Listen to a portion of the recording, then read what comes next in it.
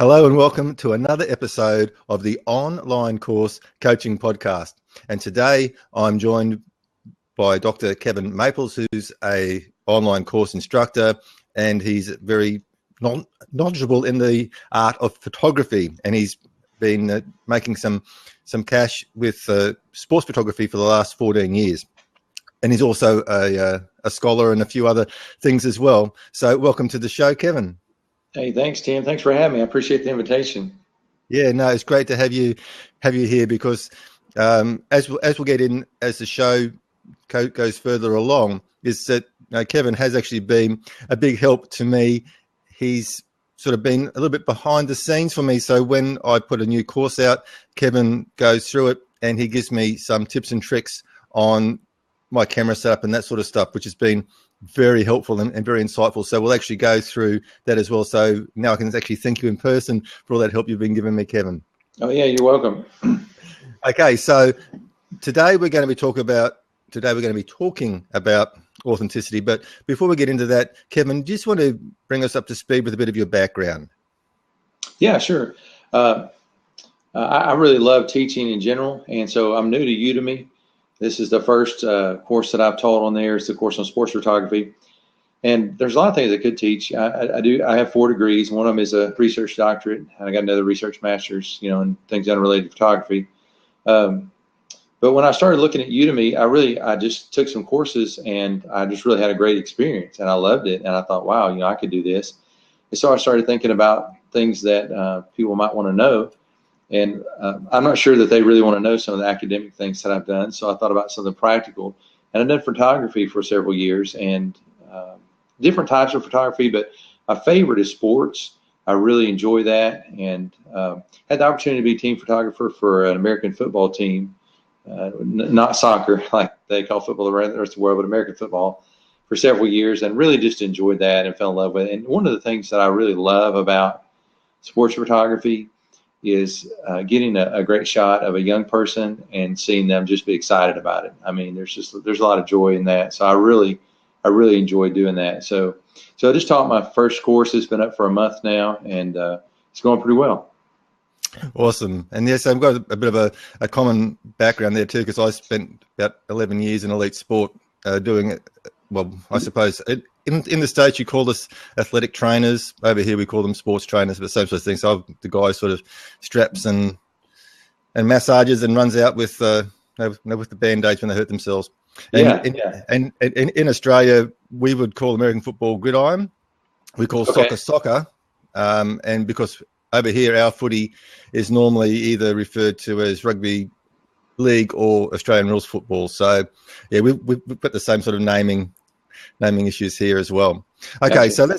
So let's get on with the actual topic that we're going to be discussing today, and that's authenticity, both in the creation of your course and also then in obviously the publishing and the promotion. So do you want to lead us in on that topic?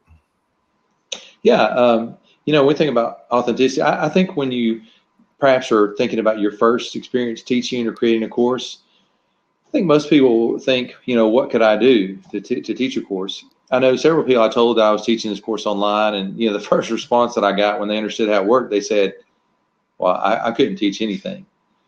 And I said, well, yeah, you could. Let's go through some of their hobbies and different things.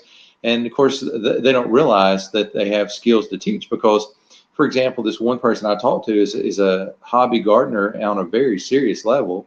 And I said, you could teach gardening. And of course they said, no, I couldn't. And the reason why they were thinking this is because they envision themselves teaching other expert master gardeners.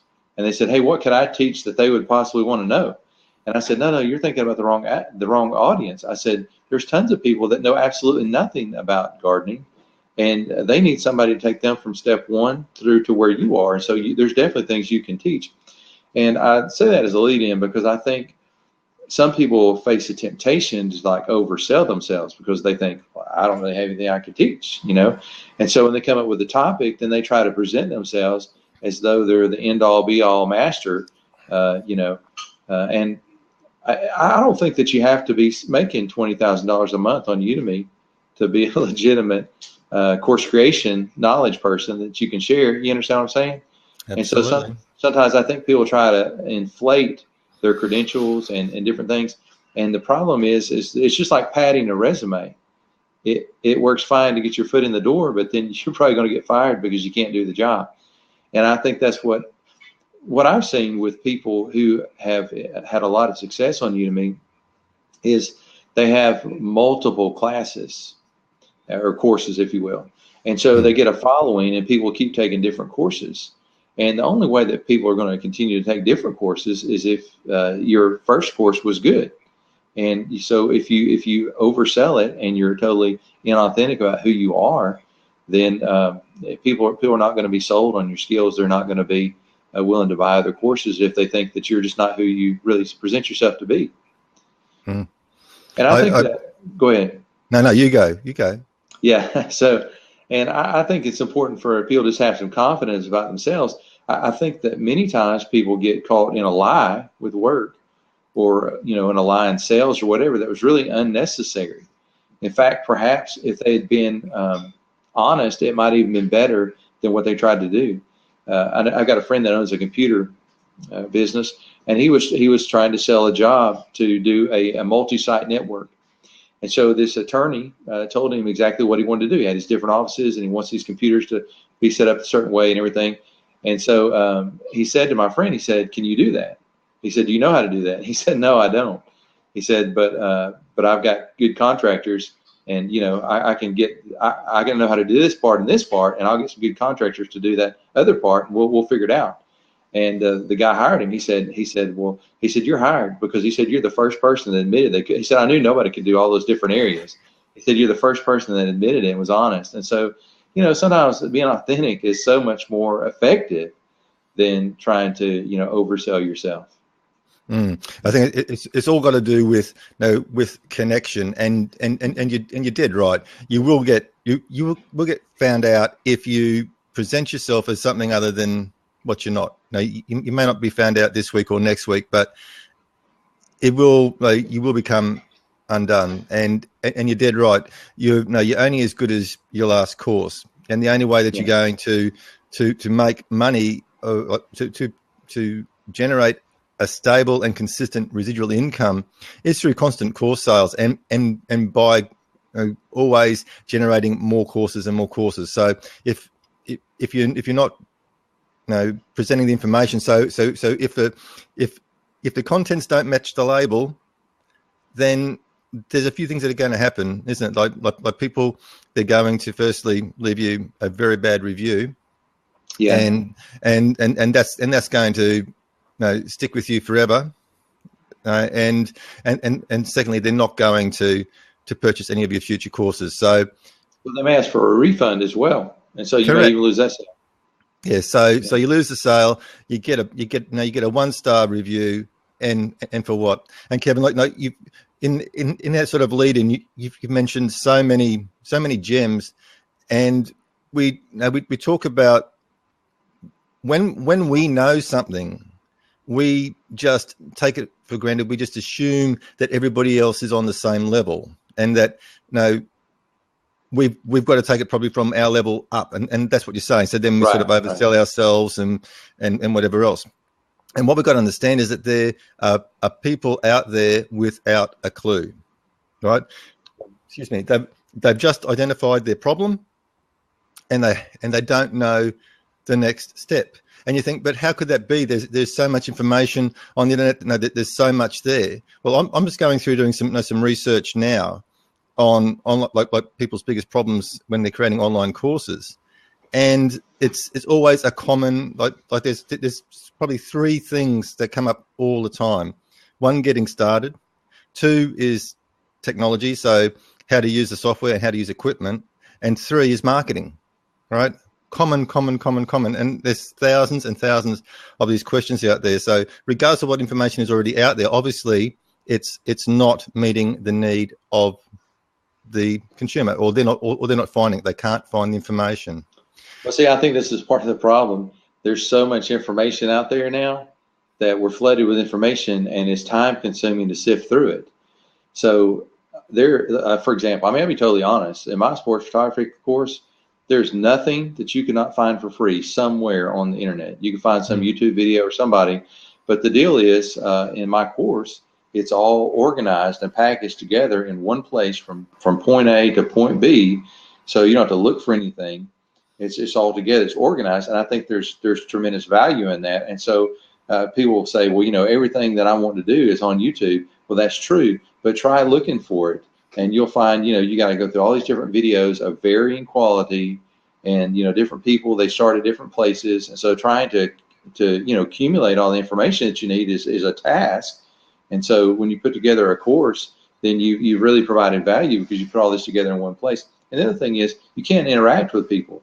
There might be somebody that would respond to a question on a YouTube video. I don't know, but when you're in a course, you can interact with a professor, and or the teacher, and you can ask questions. That's another great value of course, Absolutely. And so once again, you're coming down to another key aspect that a lot of people don't understand, and that is the power of curation.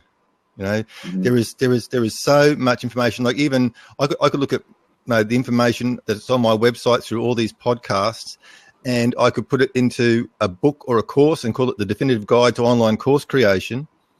And it would sell because it is all in one place, and it's been organized, because obviously the podcast episodes aren't in any sort of logical order from start to finish. They jump all around the place, depending on who the guest is. So to actually put that into an order, into a logical sequence, and then to incorporate tasks and activities, quizzes and engagement activity, and then once again, as you're saying, actually connecting with and talking with the students, and then even bring them on to things like Blab. And then saying, like, at the end of this interview, we're going to open up that seat and people can jump in and ask questions in live time. And that's what you don't get anywhere else. So, right. Yeah. People think, they go on and they look for a subject, and they think, there's already 100 courses out there. So what? And that's probably a good thing, because that means there's money. Well, it's an indication that there's interest there. Like, if you go out there, like if you go out there and you search for a topic and there's nothing there, and you think, oh, eureka, I found something that nobody has ever touched, and I'm going to make $1 million.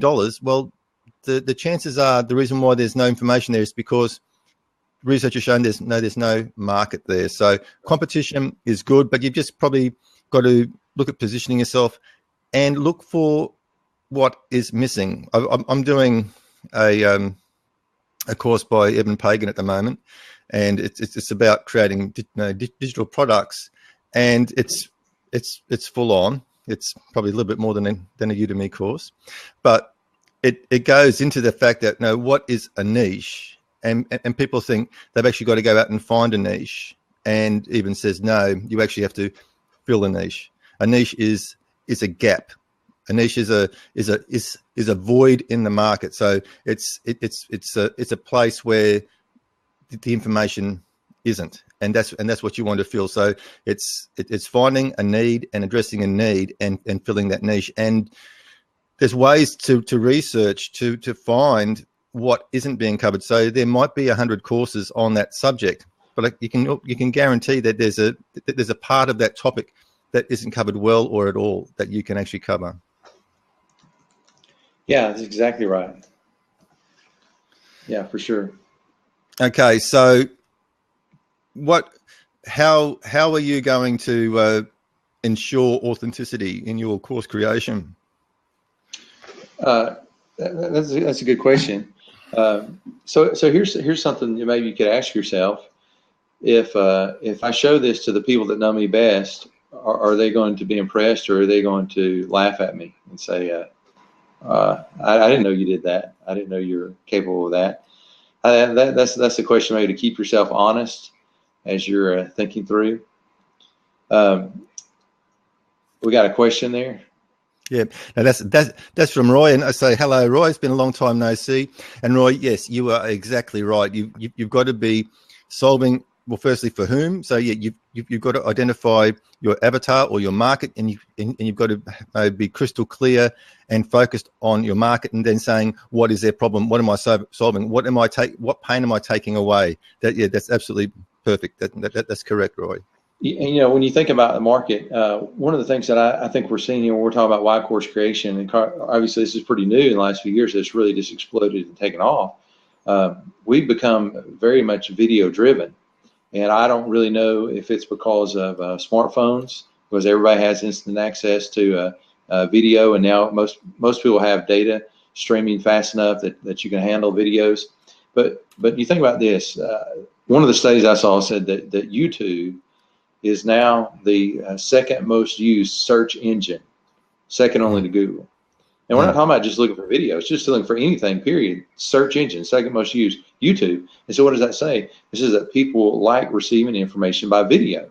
In other words, they like a real person explaining things to them as opposed to reading a book. And whether that's good or bad, I don't know. But there's a definite market to produce this information in a different medium. And the other thing that the internet has done is we are so used to having access to people now. I mean, think about this. You can send a message on Twitter to anybody in the world.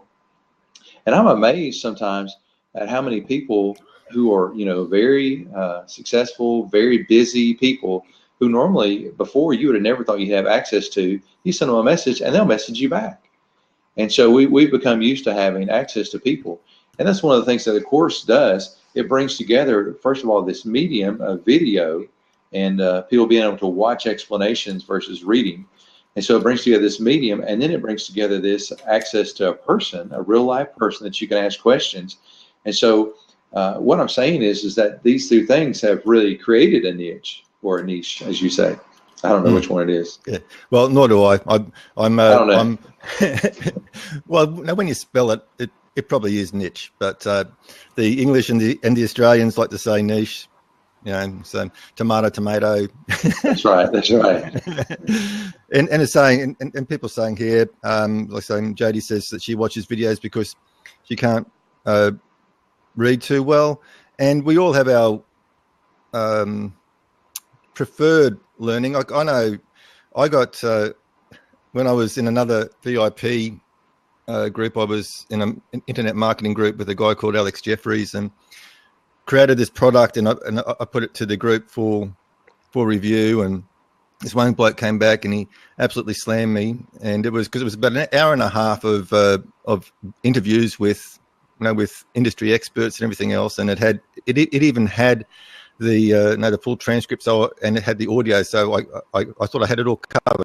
I had the video, I had the audio, and I had the transcript. And this bloke turned back and says, "I don't have time to go through an hour and a half. I just want a cheat sheet. Just put it all on one piece of paper and just go point, and then that's all I want. I don't have time for that rubbish." And I'm going, whoa, okay. So it's an insight into, and that's neither right nor wrong. That's just the way that they prefer to learn. So we've got to cater for that, and I think that when we are designing our coursework, we've got to take all those learning styles into consideration. So provide an audio that they can put on their phone and listen to when they drive, provide a transcript or some sort of written material, and provide cheat sheets and info sheets and that sort of stuff as well, quick reference guides, to just to cater for all those different mediums. Now, not everybody is going to use all those resources, right?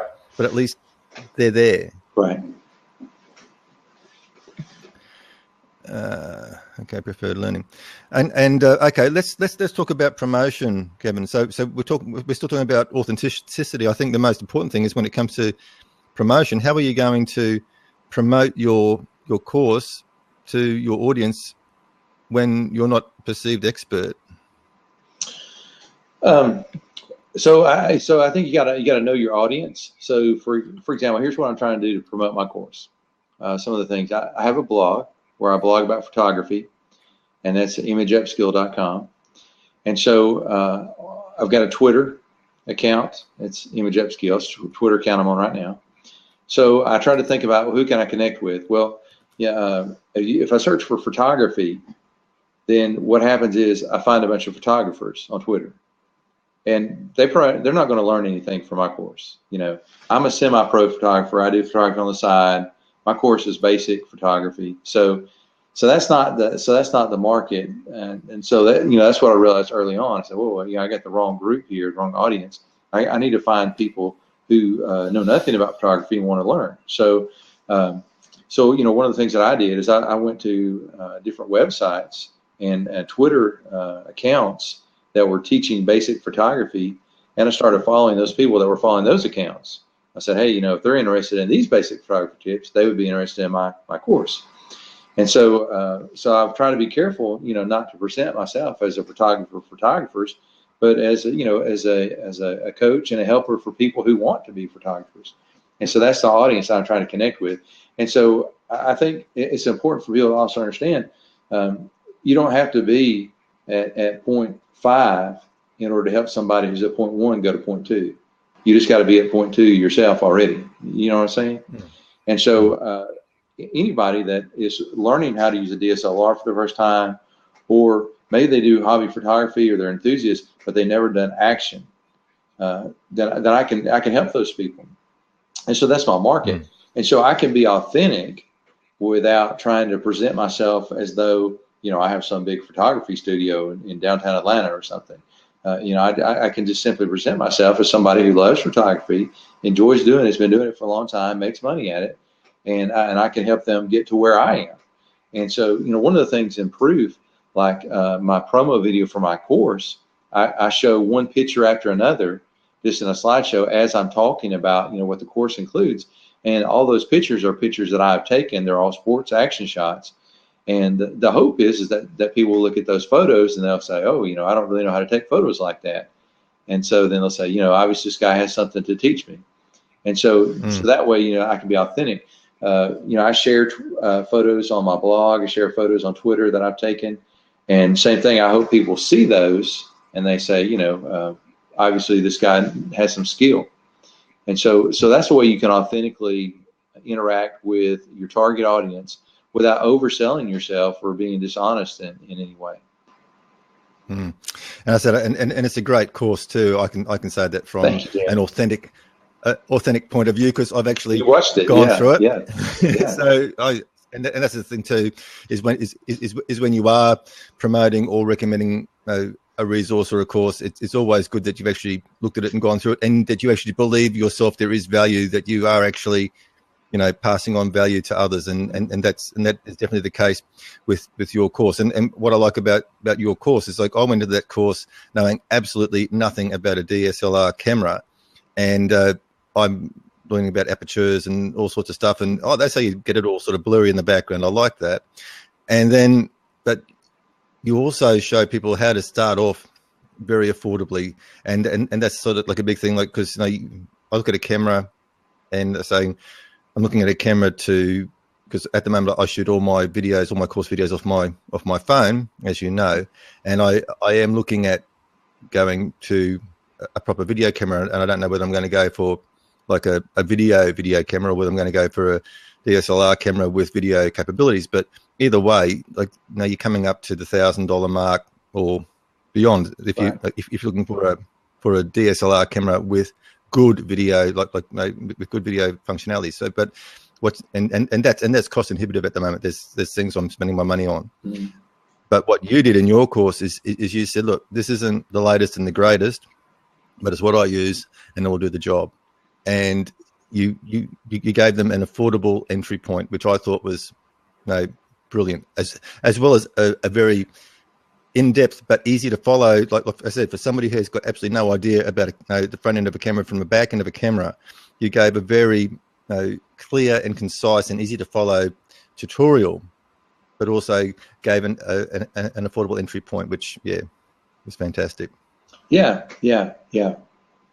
And it's a little off topic. We can talk later about some cheaper options for you on the DSLR video, but yeah. Cool. Yeah, because that's definitely on my agenda. And coming back to topics to teach and being authentic and saying, because that's another question that comes up. Like, when I'm doing all my research, people say, I don't believe I have anything that people want to know. And I think the first thing is that if you can't identify something in yourself, ask a family or friend member, and you'll be surprised, because our greatest skills and talents are just that, our greatest skills and talents, and they come totally naturally to us, and we don't even appreciate the skills that we have because we just do it. Yeah. But other people appreciate what we do. So to identify, and another thing that you can do is a classic. It's done all the time. It's called learn, apply, teach. So go learn a new skill, apply it yourself, put it into action, get a result, and then go teach it. And then as Kevin said, you don't have to be at 0.5. You just have to be a little bit further along the track.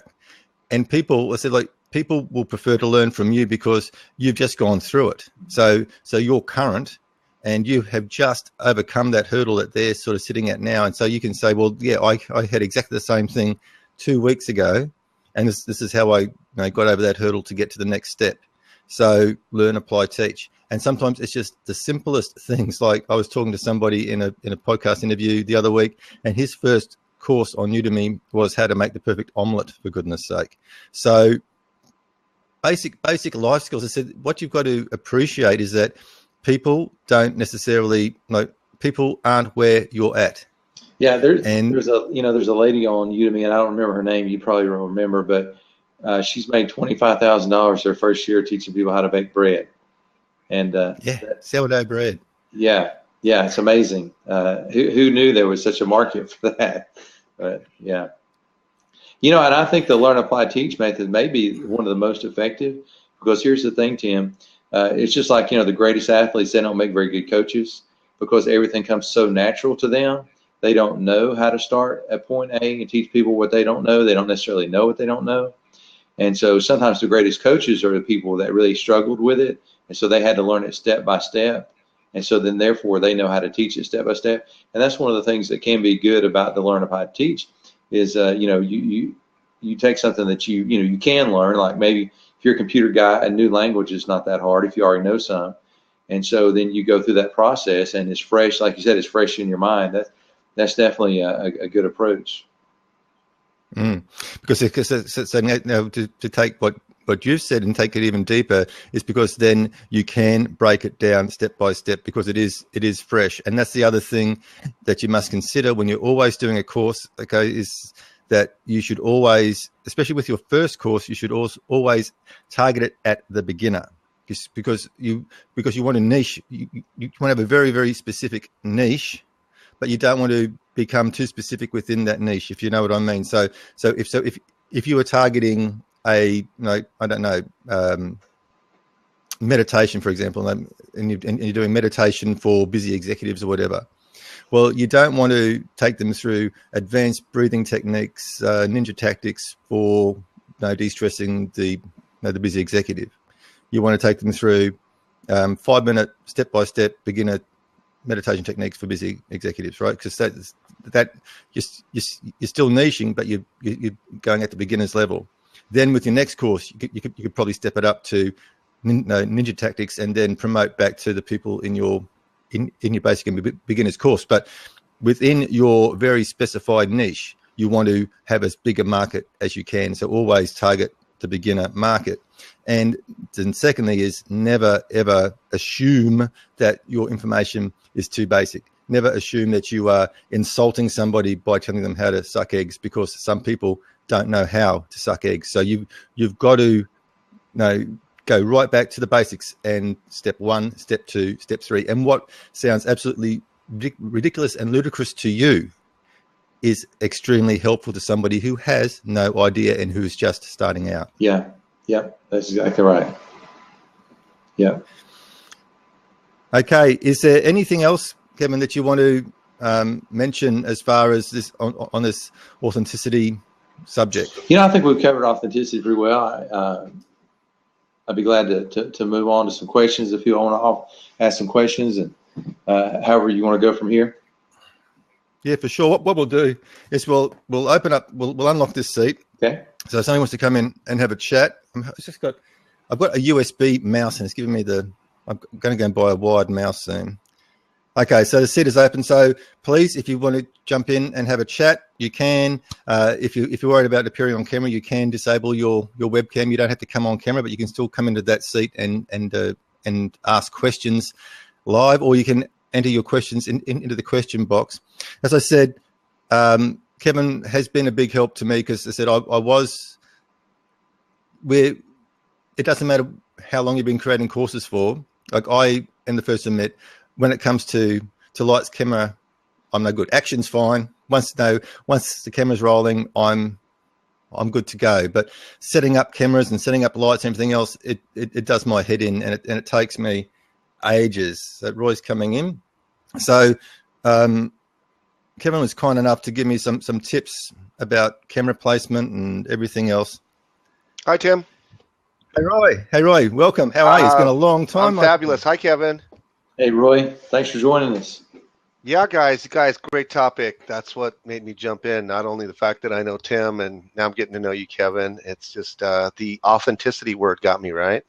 Why is authenticity in course creation so important? I mean, it sounds like a pretty remedial question. It sounds like it's common knowledge, but I guess who came up with the question or with the title? Was it you, Tim? I'd have to grant that to Kevin. Oh, that was Kevin. Okay, so my question. I always ask my guests what they like to talk about. My question would be to Kevin.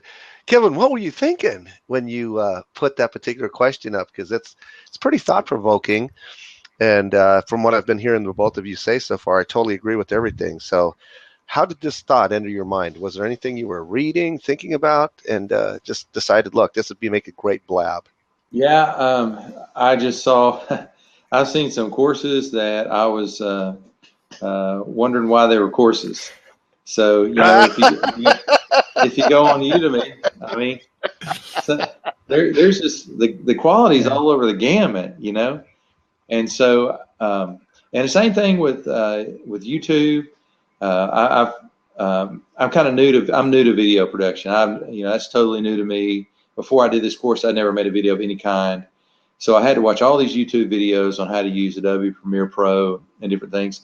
And, I found people that knew less than I did trying to teach these tutorials, and they were like messing up in the middle of the tutorial and starting over and correcting themselves. And then they still uploaded it to YouTube. I was like, hey, why did you upload that? And so, and yet at the same time, they're selling themselves as video professionals who are, trying to market teaching video. And so I think there's just a lot of people trying to be something that they're not, and that's short-lived at best. On when you're talking about these courses, you're not gonna build a platform by overselling yourself. And one of the things we covered earlier is I think it's really just unnecessary, because you got to have some kind of skill or you wouldn't still be alive. I mean, you know stuff. You know what I'm saying? You know things. Kevin's right on. I love it. So just teach something you actually know.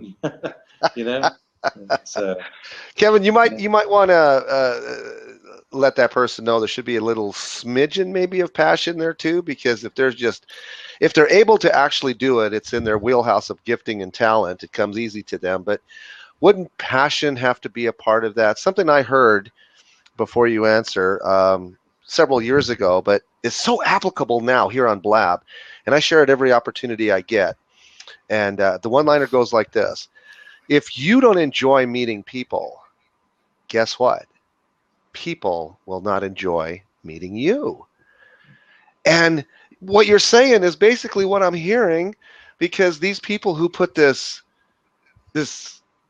junk, let's call it what it is, out on places like Udemy and this and that and whatever, because they hear it's like, oh, this is the latest, greatest thing to make money on the internet, right? Because that's what they're after. They're the 97% who think you can make money and sitting in your underwear in front of the computer. Well, you can, but there's a lot of work and pump priming that goes into that they're not willing to do. And if they're putting out junk like this, we all know, it's not going to happen for them, and they'll probably barely sell anything. And when they do, they'll want a refund. So, hello. And I think that's why authenticity is so great. So you're saying, because I don't know this field, I haven't seen these kinds of products, especially on Udemy.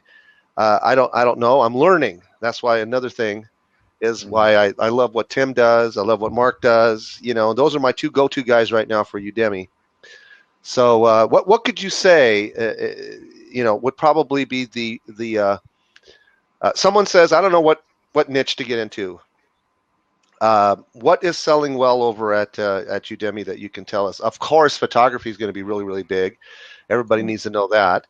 So that's pretty obvious. But what would be some of the top 2 or 3, Kevin and Tim, that you would share with us? Because I really would like to know.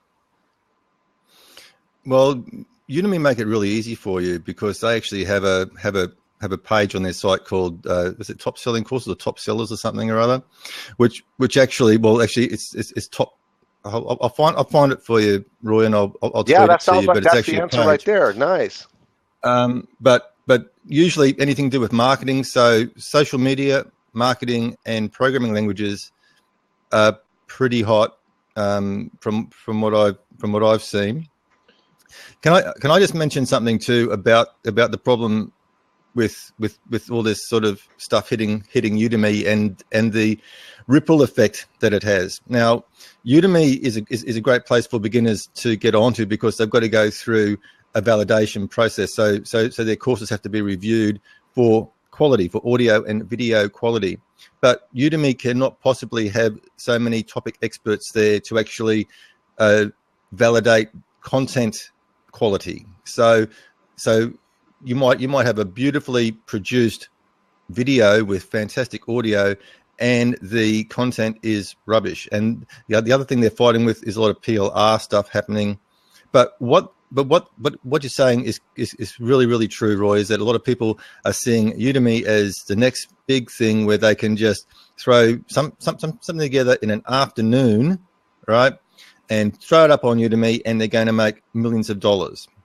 And nothing can be further from the truth. But the ripple effect from that is that it fills the marketplace with rubbish. It gives the prospective students a bad experience because now they've got to sift through the coal to get to the diamonds. And so it really puts a skilled instructor in a grotty marketplace, and it's just getting worse. What do you think about that, Kevin? Do you agree with that? Yeah, I do, and I think the problem, Roy, with the question that you asked is the whole thing with passion, because you said, what's hot, what's selling, what's the niche. Well, I mean, it doesn't matter unless you're an IT guy or really serious about wanting to become one, because it's a lot of work. It's a lot of work to produce the course, and it's a lot of work to maintain it. It's a lot of work to market it. So to follow up on what you said, if you're not passionate about it, you're not going to follow through long term. And so I think it's more important to look at what skills you have or you're interested in learning, and then kind of go. And then maybe you check and see if there's a niche. But I don't think anybody wants to learn a new programming language just so they can teach it, unless they're already gifted toward IT and that's their deal. It's just too much work. You're not going to be passionate about it.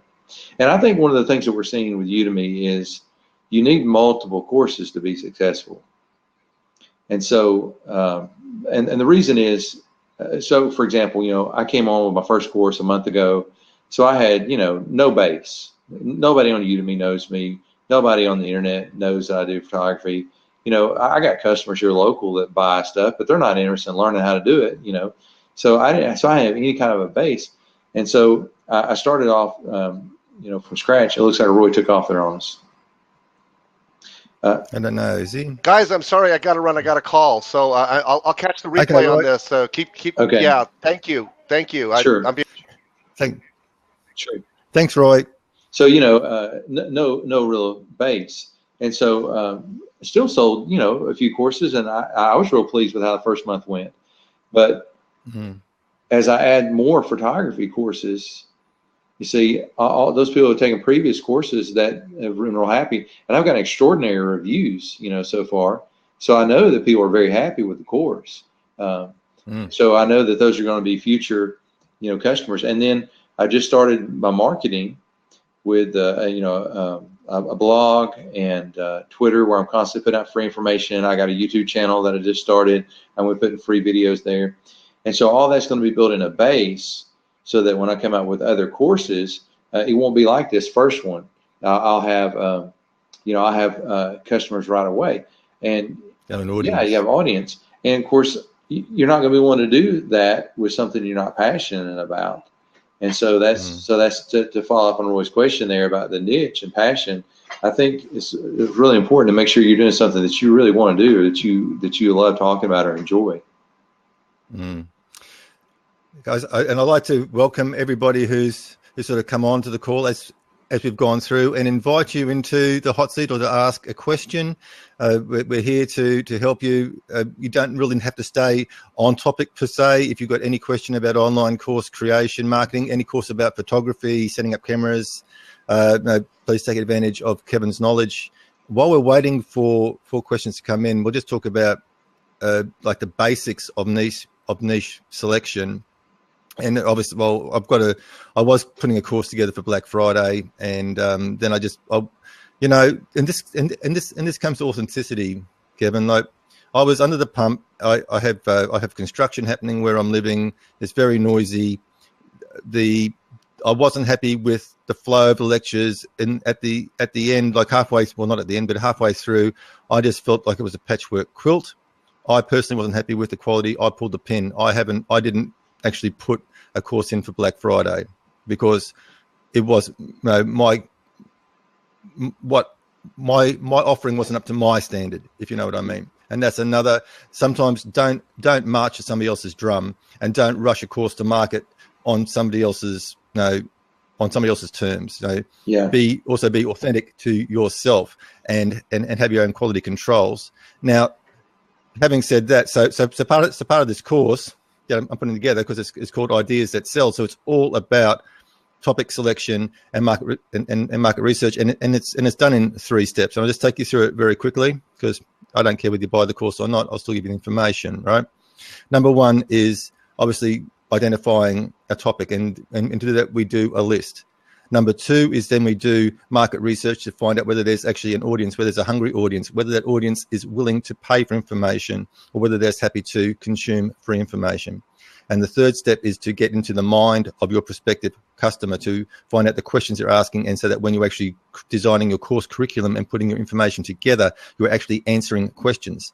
And when you go through this process, what you find is that your course actually markets itself, because if you go through search engines and everything else, find out questions that people are asking, and then you incorporate those questions into your course. And then you say, in this course, we're answering this question, this question, this question. You even name your section titles and your lecture titles to the questions in the search engine. And as long as the content matches the label and you're actually delivering, then your course will market itself. So let's look at step 1 in topic selection. And step 1 in topic selection is making a list. And actually what it is, it's making 3 lists. List number 1, what are you good at? What skills do you have which you believe you have enough knowledge and expertise to teach? List number 2, what are you passionate about? What do you love? Now, you don't just put stuff on there that you know that you can teach. Just what do you love, right? Passion. And then so it's the passion list, and then you look for any cross. So then you cross match your what am I good at with what do I love, right? List number 3, go to your friends and family and ask them, what am I good at? What skills do I have that you believe other people would like to know?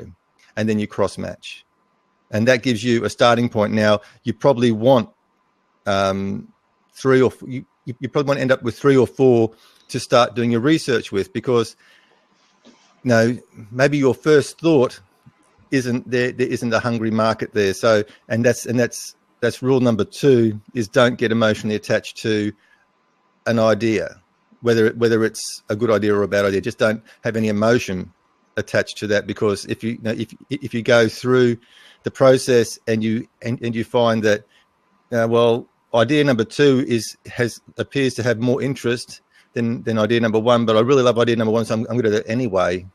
You're going to be wasting some time. Yeah, guys, does anybody want to jump into that hot seat? We got a pretty good comment here, Tim. It looks like Jody says feedback is also important to keep you true to your path. I think that's true. Feedback is a place where you can definitely get called out if you're not authentic, or obviously quality. And that's one area where authenticity and quality kind of work together, because those 5-star and 4-star reviews are golden. I mean, that's it's cash in the bank, because what do we do when we try to sift through all this stuff today? Whether you're buying books or anything, courses, I mean, you read the reviews. So once you get a bunch of 5-star reviews or 5 and 4-star, that's really going to help you sell that course and even future courses. And so, so great comment there, Jody. Absolutely. And what's even nicer is when you get those non-solicited by far. And what I mean by that is that you actually haven't gone out and asked your students, "No, can you please leave me a review if you enjoyed that?" And you get up in the morning and you turn your computer on and it says, Joe Blow has just left you a review, and you're going, "Ooh, no, should I have a look? What sort of reviews are going to be? Yeah, I want to read it." Yeah. And then you open up and you say, it's a 5-star review, and they're writing all this glowing stuff about you, and you go, wow, that's and that has come purely from their experience from your course. It keeps you on track. It really shows you where you're hitting and missing as well. And as an instructor, we're not perfect. We're just humans, and we've got to go on and we've got to improve ourselves. And I said, I've just gone off and I don't even want to think about how much money I've spent in the last month on courses. I've bought into Ray Edwards' copywriting course, and I bought into Evan Pagan's digital blueprint course. So up there, we're probably talking about $3,000 US. I said, and that's the education I'm getting to make my courses better and to bring information to you guys. So where I'm out spending $3,000 to learn this, I'm giving it to you guys for free. Why? It's called passion. And my passion is helping people. So I want to see you guys, if creating online courses or information products and educating people is your love and something you're going to do, then I want to help you get there. So that's what it all comes down to. That's what this podcast is all about. Kevin, you got any more? How about some quick tips on because we're saying, like, when you're first starting out creating an online course, you don't want to go out and spend a lot of money getting equipment, because you might find that it's not for you in the end or whatever else. So it's always sort of good to sort of start with what you've got if you can. And with the quality of cameras these days, like I use a Samsung S6. The quality of cameras on phones these days, if you've got good lighting, because you've got to, I've learned all about the lighting and the size of the lens, and obviously the size of the lens on a mobile phone isn't great, especially when you're using the front camera as opposed to the back camera. So you obviously need some good lighting, but you can record 4K. Is it called 4K or something 4K, or other? Yeah. Video off your phone, but because of the wide angle lens on the phone, there are things to take into consideration. I just want to sort of, because this is like some very important information and help that Kevin gave me, and it changed the way I set up my camera. So Kevin, do you want to sort of go into that? Yeah, absolutely. So I think clearly the best way to get started today is with a phone. I mean, if you already have a smartphone, don't go buy a smartphone, but if you already have a smartphone, unless it's really old, it's going to have a sufficient camera. And the latest smartphones have a more than sufficient camera. And so the phone is definitely the way to go. And one of the key things is audio. I think people will forgive a lot in your course, but they won't forgive audio that they have trouble hearing. So I personally think, by reading a lot of reviews and everything that I've seen, that the number one factor to consider is your audio. You want to make sure people can hear clearly. And so it's not going to work to you got a lapel there, don't you? It's not going to work to use the microphone on your phone. It's just not going to be, the quality's not going to be there. It's not going to work. So fortunately there's a very inexpensive options. I use a lapel mic that costs $25 off Amazon. I get excellent quality with that, and I don't have a link right now. That I could supply a link later. I don't know how that works. If we can get a link to people later if they're interested in the mic that I use. But well, yeah. If you email me links for your course and for the mic, yeah. I'll put that into the show notes. I've actually got a link here too. Okay. I use a Rode Smart Lav lavalier. It's probably about a little bit $75, I think, for Rode Smart Lav. What I like about the Rode Smart Lav is it's a broadcast quality, because as I said, I've got construction around me. Yeah. So it's a cardioid, like a broadcast cardioid mic. Yep. And what cardioid means is that its pickup. So like if you have the lapel sitting on your collar, its pickup is like this. So if you got people sort of bashing and crashing out there or doors slamming here, the chance of it actually coming through on your audio are very, very low.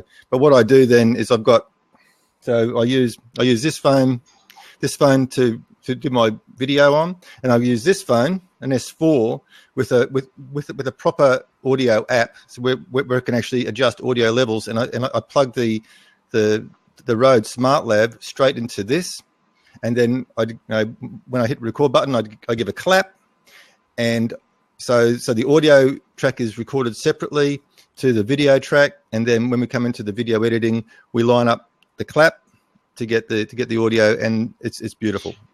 Sometimes I might put the audio through Audacity as well. It just depends on. Yeah. But there's a link in there for the Rode Smart Lav anyway. Yeah, that's exactly what I do. Most phones now have it's called a TRS jack, where there's 4 poles on the plug, and one of those is for a microphone. So you can buy a lapel mic, which is what that Smart Lav is. And the one that I use is it's an omnidirectional. So it's not, and what that means is, it picks up everything as opposed to picking up unidirectional. So it's just as good if you have a controlled environment. But if you're like outside, you can pick up background noise and stuff. And I just bought it because I wasn't sure if this was going to even work out for me. It's my first course. So for $25, it works really well. And I did buy a $2.99 app to adjust the volumes, like you said. I do the same exact thing. Now, I use Adobe Premiere Pro for the video editing. And one of the things about that, if you have access to that program, is it will automatically sync the audio and video for you. So you don't have to manually line up your clap. And it does the same thing. I show, I get ready to film, I do the clap, and then it automatically lines it up for me, though I don't have to do that. And so that works pretty nice. But yeah. And what software was that? Adobe Premiere Pro. Okay, have a look at that. Yeah, and I'm not a video guy, so that's the only software that I've used. I don't know about the others, so some people may say others do it better or whatever. I don't know, but that's just the software that I had access to, and so I use that, and it automatically syncs for you. So if you want to get started, then your phone and the inexpensive lapel mic that you can plug into the phone. And then sometimes I record separately, but also I think for like $10, I bought a 15-foot extension cord so that I can plug my lapel in to the phone I'm recording with and still have space to be back from it. And so sometimes I'm able to do that. Yeah, there you go. You got the same thing. Yeah. So, and then on lighting, because I'm a photographer, I already had some lights. I had some continuous lights. But then I got ready to do some green screen video. The next course I'm working on, I'm using green screen. And I found a YouTube tutorial. Yeah, there you go. There's your green screen. It looks like chalkboard almost. Using green screen. And so I needed another set of lights because I needed lights on me, plus I needed lights on the green screen. And so what I did was I found a YouTube tutorial how to build bank lights with basically shop lights from Lowe's. And so they work extremely well, and they're not cheap because just the fluorescent bulbs are expensive. I think I spent about $150 the time I bought the bulbs. I spent almost as much on the bulbs as I did the fixture and everything. But they work really, really well, and not only do they work well as far as lighting, but I don't know what kind of metal those things are made out of, but they can burn for 2 hours and they're still cold to the touch. And so when you're in an enclosed environment, you may not think about that, but heat is a big deal. You start getting light everywhere, it can get hot. And not only can you be uncomfortable, it can be a hazard, if it gets too close to furniture or whatever. So anyway, and I'll be glad to shoot you a link for that YouTube video. It takes you step by step through how I built those lights. But so that's my setup. And then now, so we were talking about DSLR earlier. I started out recording with the phone, and then I bought another DSLR that had video capability, and I bought the Canon Rebel T5.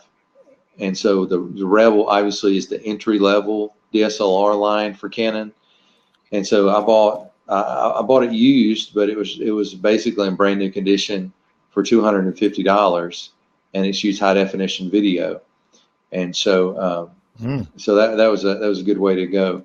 And then also, Tim, the T3i, which is an older Canon Rebel, still does high definition video.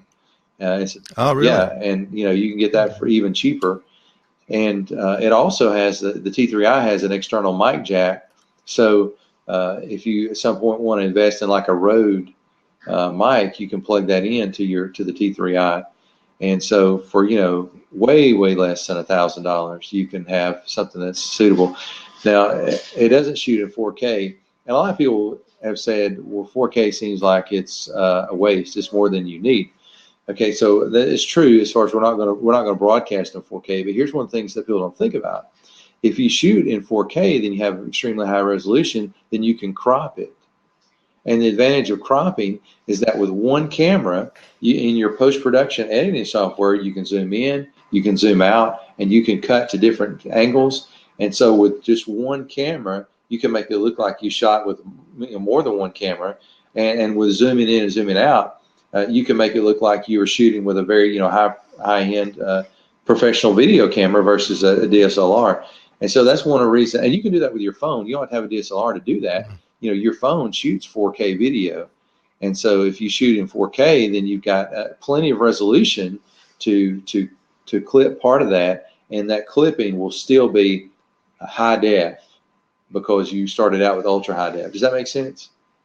Yeah, exactly. And that's exactly what I do after your advice. Is now I've got my phone set on a tripod further back. I shoot in 4K, and I crop it, and then I enlarge it, and it all works very nicely. Yeah. So. Yeah, one of the things and you were talking about help with you earlier. I had taken a couple of Tim's courses, and so I knew what he looked like.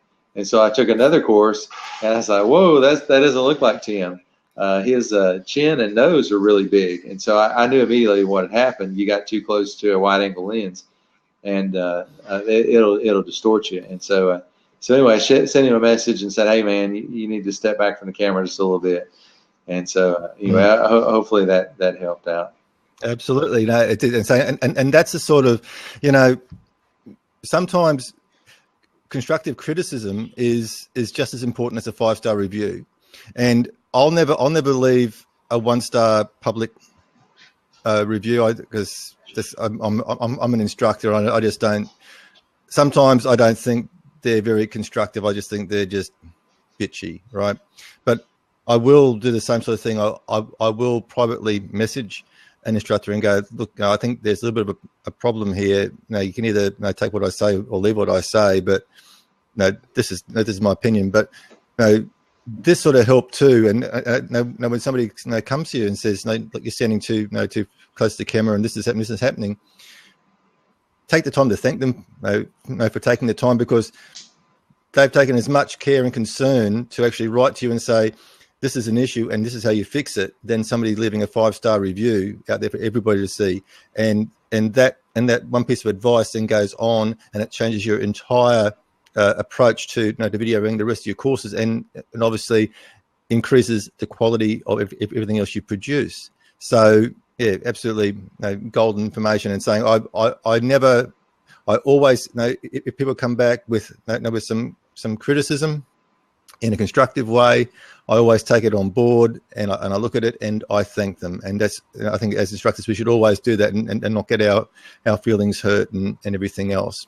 Yeah, and I just want to say too. Yeah, I wasn't trying to be negative anyway. I was trying to be helpful. No, and and that's part of the thing is I heard another instructor say this, and I thought it was so true. that, you know, rising tide lifts all ships. And that's why in an environment like Udemy, I think it's important for us to help each other, you know, and cooperate. We got somebody looking to jump in there. We've got somebody coming in, Marcus. I just hopefully I might get my mouse to work. If I can't get my mouse to work, probably. I got it. You got it. Oh. Hello, Marcus. Hello, Marcus. He didn't have his earbuds in. He stepped away for a minute. There we go. Hello, Marcus. We can't hear you.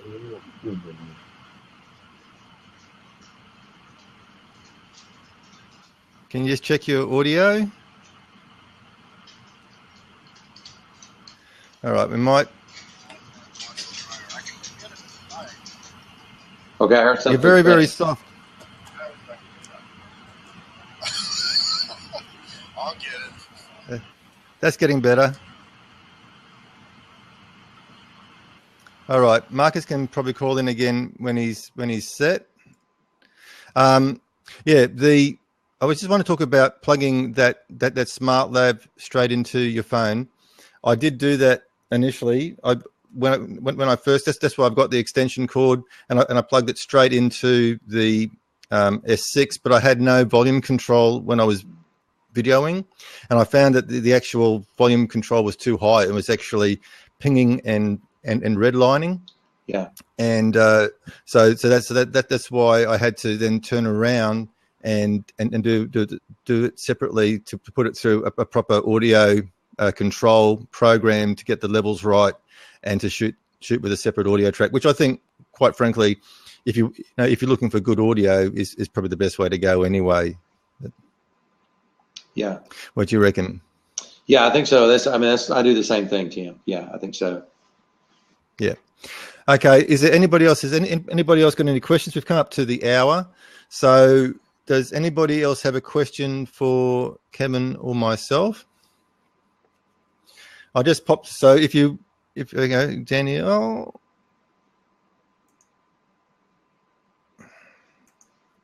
You might forget that. Hang on. You got it. Hello. Hey, Danielle. Hey, thanks for all the information. I have a question for you. I actually have not done, I would say, video tutorial kind of courses online, and I'm interested in doing that. I create videos of snippets of different topics, but it's not in like a course setting. So what would you recommend for a newbie person who wants to get their feet wet? Like, what program would you recommend? Yeah, that's great. Yeah. As far as like, are you talking about a program for learning course creation or a program for editing video or learning course creation? Okay, learning course creation. You know, Tim, did we lose Tim? Looks like it. Looks like we lost him. Yeah, I took. I'm not sure what courses Tim has, so he doesn't mind me mentioning a competitor. But I took Alan Hill's course on course creation. Okay. And are you familiar with that? And it's a. Okay. Hello. Lost you too. Okay, there we go. Now we're back. Can you hear me? Yes. Okay. So I took Alan Hill's course on course creation. It's a 4-hour course. Alan has been very successful on Udemy, and Alan is a retired journalist, so he is very good with. He's very good on camera, and he's very good at organizing, and so his course was organized very, very well. And so I followed the direction in his course, and I think have been. Oh. Hello. Okay. All right. Hey, okay. Tim. Hey. Tim's back now. Man, I was trying to pass that over to you because I was thinking. I know, it's terrible, isn't it? Stupid blab. Yeah, it's in beta. But I wasn't sure. I hope you don't mind. I mentioned Alan Hill's course on course creation. That's cool. Yeah, and, no, I think I've tell about your course. I've done a bit of Alan Hill stuff as well. My course is basically a interview. So what I did is I corralled some 6-figure income earners from Udemy. So the idea was that they had to be earning at least 6 figures a year or more, and I just took them through a whole heap of questions about how they went about it, and so it's from start to finish. And I've had some good reviews about it. We don't go into the technical side of this is how you edit a video, this is how you do this, because obviously it's that there's plenty of courses on that subject. But what we do, I put a discount code in the sidebar there for it. But what it does is they're about 45 to 1 hour interviews. There's 3 of them, plus there's some other information coming through from the podcast, and it just talks about, can anybody create a course? How, like, thinking about topic selection, putting courses together, like how you approach structuring your course, how you promote your course, and that sort of stuff.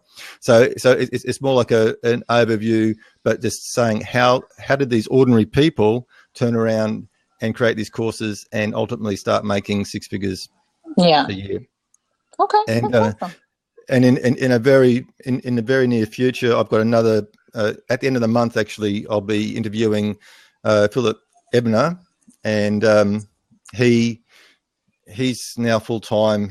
That's all he does. He just creates courses now, and he makes about $13,000 a month through his Udemy course sales. So he's one of the guys I interviewed as part of that course, but now I'll be bringing him on because he gave so much information about all the other aspects that we didn't get to talk about promotion. So I've got him coming on at the end of the month to talk about promotion. So that's something for you. So Udemy, you think that's user friendly for someone who's new to kind of establishing courses?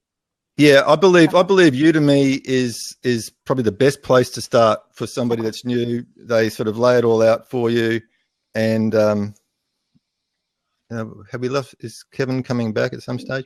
Udemy, it's follow your nose. They actually have a free. Well, that's it. Like even Udemy have got a free how to create a course. So you can go through that. That's probably a good thing to go through. And the other good thing to go through before you create a course is go through the Udemy terms, like the Udemy policies course, just to make sure that you're not breaching any of their terms and conditions that can get you booted off the system, basically. Now, what's happening with Kevin? Is Kevin? Okay, I'm back now. Yay! Sorry, man. Thanks I don't know for the what's happening information. there. I'm trying to get back for quite a while. Yeah, it's blab. You've got to watch that. No, that blab. Like it isn't like it's a fantastic platform, but it is in beta and it can hurt us. And just talking about blab, Thursday next week, I'm talking with Janet. We're talking about a different aspect of course creation or course promotion. That is actually creating and promoting courses to businesses, not to individuals. So. Like say if you're in the health industry and you create a course and you're actually going to be working directly with an association and selling business to business instead of business to customer. So we'll be doing that. But has that helped you? Yes, it has. Thank you. Thank you for the information. You're take welcome. care. Yeah, hey, and I think before you go, one of the things you can do is Udemy has a private Facebook group for instructors. It's called Udemy Studio. And if you join the studio, then a lot of people will share coupons for their course for feedback and help. And one of the things that helped me more than anything was looking at different people's courses and seeing how they were structured. And that really helped me know how to lay out a course and how to present it. And so that's really helpful. And I was trying to respond, but I couldn't get reconnected. But Tim's course that he's talking about, that's one of the first courses I think maybe the second course I took. That's a really inspirational course. That's what convinced me to teach on Udemy. And so that's a really good course. Okay. Thanks, Ken. Well, thanks for the information. You're welcome. Thanks for coming on. Okay, I think we're I think we might be done. I do apologise for the technical difficulties. Both the hosts got booted at different times, which is always fun. Like it's always an adventure coming onto Blab. It's a great platform. It's a great place to share. It's a great place to have a conversation. It's a great place to learn. But sometimes it can just be a little bit hairy. So you're always in for a ride. Kevin, I'd like to thank you for coming on today and sharing so much information. The topic was a very important topic, because I think we've really got to sort of sit back and have a look at what content is going to be posted to. Nobody else, whether you're going to Udemy, like at the end of the day, it's you and it's your reputation at stake. And but it's also having respect for other people out there. And as Kevin has probably done, and as we have all done, probably done a half an hour course or a 45-minute course, and you've walked away from it really, really disappointed and feeling that you've actually, that's like half an hour or 3/4 of an hour of your life you'll never get back, and you haven't got anything for it. So yeah, being authentic, making sure that what's on the label is inside the can. And yeah, but thank you so much, Kevin. Is there anything that you want to close with? That's it, man. And so links, you said you're going to put those in the program notes. I don't know how that works. No, yes. So well, you just email me, because because tomorrow I'm going to type up the show notes and put it onto the actual podcast site. So put it onto eCourse Domination. So if you go to eCourse Domination, what happens there is you'll find all the past episodes, but also show notes. So we actually type out like a summary or an overview of what was contained in the interview. And if the guest is sharing a course coupon, that course coupon is also available on the show notes, as well as to any links and resources. So if Kevin shares links to YouTube videos or to Amazon showing cameras and that sort of stuff, all those links will be on the show notes, all those resources there, and that's at ecoursedomination.com. But I think I just shared the link for my course again if anyone wants to check that out. And if it's okay, I'm going to share the link for my blog. Yep, for sure. You put it all in, because saying like this is. So if that's you want to free, there's a lot of information there. Yep, if you want to contact Kevin, these are the ways to. I highly recommend Kevin's course if you are interested in photography. Not even if you're just interested in sports photography, but in photography in general. Because, as I said, I walked in there with no idea at all about. I didn't know one end of a camera from another, and it was very easy to follow. I think I got all my quiz questions right, and but once again, more importantly, Kevin shares some affordable entry level options to get your equipment. So, thank you, Kevin. Been marvelous talking with you, and thank you everybody who attended, who asked questions, who jumped in the hot seat. Because this is why we do our interviews on Blab, because we want the interaction. This is a conversation, and we really enjoy engaging and interacting with you as well. So once again, Thursday next week, that's 3 p.m. PST or 9 a.m. Friday morning Australian Eastern Standard Time, I'll be doing another blab on how to partner with professional associations in selling your courses. Okay, thank you everybody. Thank you, Kevin, and we'll see you all in the very near future.